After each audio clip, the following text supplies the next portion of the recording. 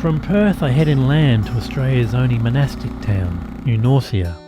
Set up by Spanish monks in 1846, they hoped to convert local Aborigines to Catholicism.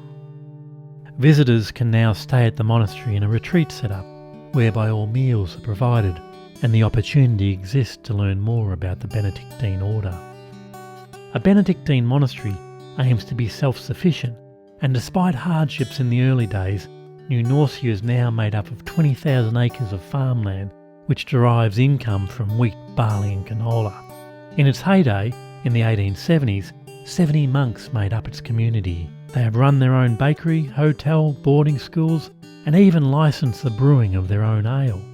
But these days the grand school buildings are mainly empty, apart from visiting school excursion groups, and the order now only numbers 11 elderly monks. And very telling to me is that there is not one Aboriginal to be seen. Benedictine monks take a vow of stability. Their days are very regimented, praying on 6 different occasions. I think of my own gypsy lifestyle and the difficulty in maintaining any kind of regular routine. As Carole King sang, I sure hope the road don't come to own me.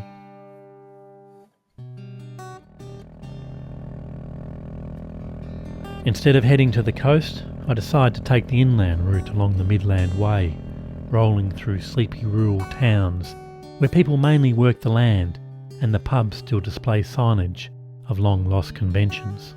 There is a chill in the afternoon air as I set up a camp between the road and a railway line. That night, 2 freight trains hurtle by, rattling my fillings and waking me with fright. That morning, the sound of Old Man Crow awakens me from my slumber.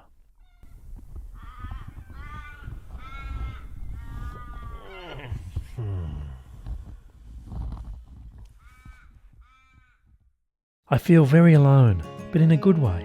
As I ride through the countryside, I'm completely surrounded by nature and begin to appreciate the subtle habitat differences as I move through the land.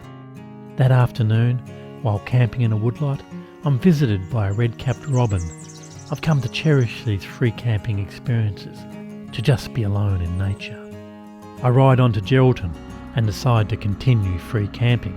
With big towns, this is a problem, as it means having to be right out on the periphery. I spend a very cold, sleepless night camped near a river. I wake up feeling a bit sick of it all. I seek solace from a friend online.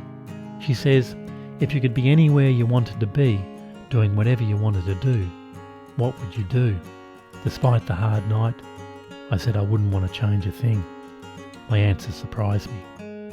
I've been toying with the idea of attaching surf racks to my bike so as to surf the epic left-handers further up the coast.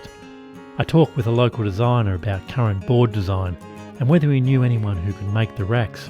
In the end, I decided such a plan is too restrictive and that the surf may not even be on when I pass through.